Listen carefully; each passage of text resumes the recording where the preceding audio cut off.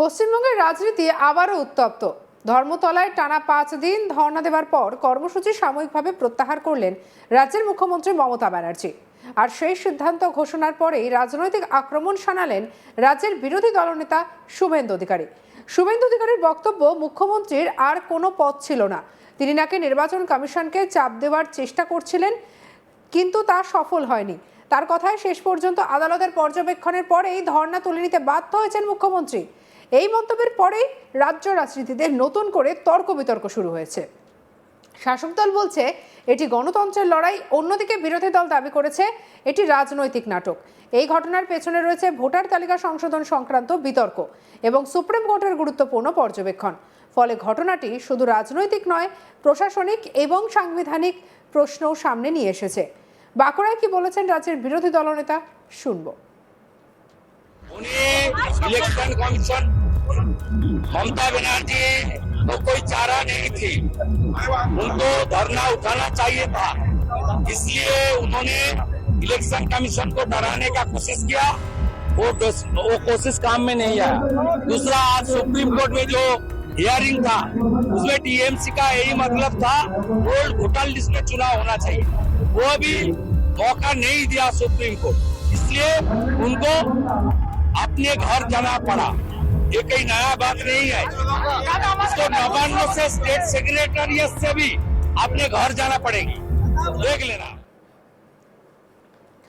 কলকাতার রাজনৈতিক আন্দোলনের অন্যতম ঐতিহাসিক কেন্দ্র ধর্মতলা, আর সেই ধর্মতলার মেট্রো চ্যানেল থেকে সেই এলাকাতে গত কয়েকদিন ধরে ধর্নায় বসেছিলেন মুখ্যমন্ত্রী মমতা ব্যানার্জি। এই ধর্নার মূল ইস্যু ছিল ভোটার তালিকা সংশোধন এবং বিশেষ তদন্ত সংক্রান্ত একটি প্রশাসনিক বিষয়, যা নিয়ে রাজ্য সরকার এবং কেন্দ্রের কিছু সংস্থার মধ্যে মতবিরোধ তৈরি হয়। মুখ্যমন্ত্রীর দাবি ছিল বহু মানুষের নাম ভোটার তালিকা থেকে বাদ পড়েছে, ফলে গণতান্ত্রিক অধিকার ক্ষুণ্ণ হওয়ার আশঙ্কা তৈরি হয়েছে। এই অভিযোগের প্রতিবাদ জানাতেই তিনি রাস্তায় আন্দোলনের পথ বেছে নেন।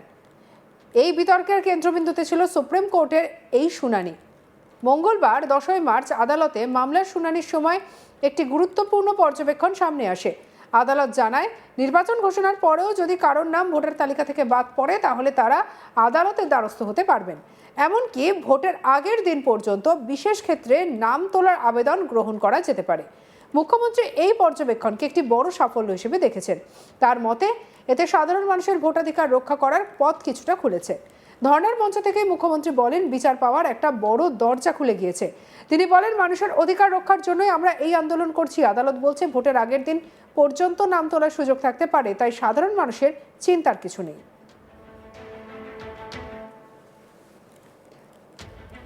কি বলেছেন মুখ্যমন্ত্রী, শুনবো।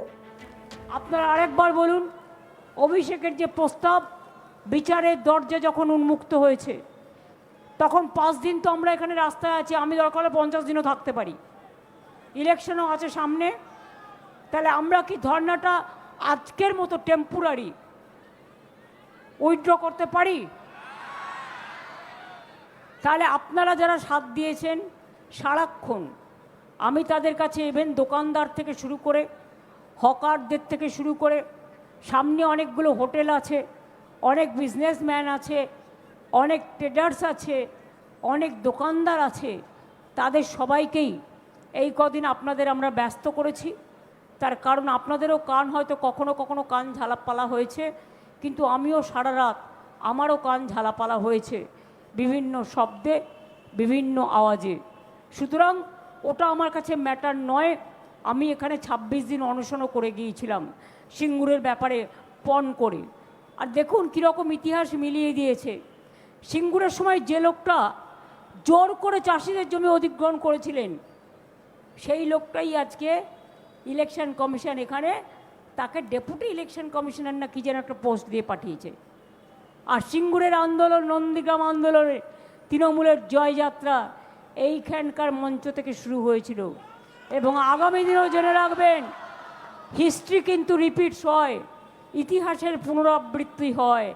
এবং আমরা দেখতে পেলাম যখন মা কালীও আমাদের সাথ দিলেন এবং মায়ের আশীর্বাদ ফসকে গেলেন, কেউ কেউ মায়ের আশীর্বাদ থেকে বঞ্চিত হলেন, তাহলে বুঝতে পারছেন মাও কিন্তু ভালোবাসে, মানবিকতা, মনুষ্যত্ব এবং সমগ্র মানুষকে নিয়ে একসাথে চলা, একসাথে বাস করা। আমি এটুকু বলে আপনাদের ধন্যবাদ জানাচ্ছি। আমি এখন একটু, যেহেতু আমাদের গভর্নর অনেক দিন এখানে ছিলেন, উনি সৌজন্যতে আছেন, কাল চলে যাবেন, এক্স গভর্নর যাকে সরিয়ে দেওয়া হয়েছে, ইনজাস্টিস হয়েছে, আমি তার সাথে অ্যাজ এ ম্যাটার অফ কার্সি এখান থেকে তার সাথে আমি একটু দেখা করতে যাব। আপনারা সবাই ভালো থাকুন, সুস্থ থাকুন, সুন্দর থাকুন। বাংলার জয় হবেই এবং তৃণমূলের জয় হবেই, জোড়া ফুলের জয় হবে। আমাদের কেউ রুখতে পারবেন না। মানুষ আমাদের সাথে আছে, আমরা মানুষের সাথে আছি, এটাই সবচেয়ে বড় কথা। ধর্নার প্রত্যাহারের আগে গুরুত্বপূর্ণ ভূমিকা নেন তৃণমূলের সর্বভারতীয় সাধারণ সম্পাদক অভিষেক ব্যানার্জি। তিনি মুখ্যমন্ত্রীকে অনুরোধ করেন যাতে তিনি নিজের স্বাস্থ্যের কথা ভেবে ধর্না তুলে নেন। অভিষেক বলেন, দিদি আজ আপনার দাবিকে সুপ্রিম কোর্ট মান্যতা দিয়েছে। কি বলেছেন শুনবো। আপনাদের সকলের অনুমতি নিয়ে দিদিকে অনুরোধ করব। আমি গতকালও বলেছিলাম, আমি আজও সকালে উনাকে বলেছি যে আপনি যে দাবি নিয়ে ধর্নায় বসেছেন, আপনার এই দাবিকে দেশের সর্বোচ্চ আদালত মান্যতা দিয়েছেন। এটাই বাংলার জয়, তৃণমূলের জয়। এখনো প্রায় 50-55 দিন লড়াই বাকি। এপ্রিলের 30 তারিখ অবধি লড়াই চলবে। আপনাকে বাংলার 10 কোটি মানুষের স্বার্থে সুস্থ থাকতে হবে। বাকিটা আমরা আছি, আমরা বুঝে নেব। যেখানে যে মানুষের কোনো অসুবিধা হবে, ফাইনাল ভোটার লিস্ট বেরিয়েছে, সেখানে যারা ডিইও অফিসে বা ব্লক ওয়াইজ লাইন দিয়ে ফর্ম ফিল আপ করছে, তৃণমূল কংগ্রেসের সৈনিকেরা সাধারণ মানুষকে সাহায্য করুন, তাদের সহযোগিতার হাত বাড়িয়ে দিন যাতে কোনো অসুবিধা না হয়। সে যে দল করুক, বিজেপি করুক, সিপিএম করুক, কংগ্রেস করুক, তৃণমূল করুক, রাজনীতিতে থাকুক না থাকুক, হিন্দু হোক মুসলমান হোক, জাতি বর্গ বর্ণ দলমত নির্বিশেষে তার পাশে দাঁড়ার কর্তব্য, দায়, দায়িত্ব প্রত্যেকটা তৃণমূল কংগ্রেসের কর্মী। সেই কাজটা আমাদের করতে হবে। সেই কাজটা আমরা আগামী দিন প্রায় 2 মাস, যতদিন নির্বাচন না হবে, আমরা যা বলেছিলাম আমাদের দাবিকেই সর্বোচ্চ আদালত মান্যতা দিয়েছে। সঙ্গে রাখুন আজ তাক বাংলাকে। অন্যান্য খবরের জন্য লাইক, কমেন্ট, শেয়ার, সাবস্ক্রাইব করতে ভুলবেন না।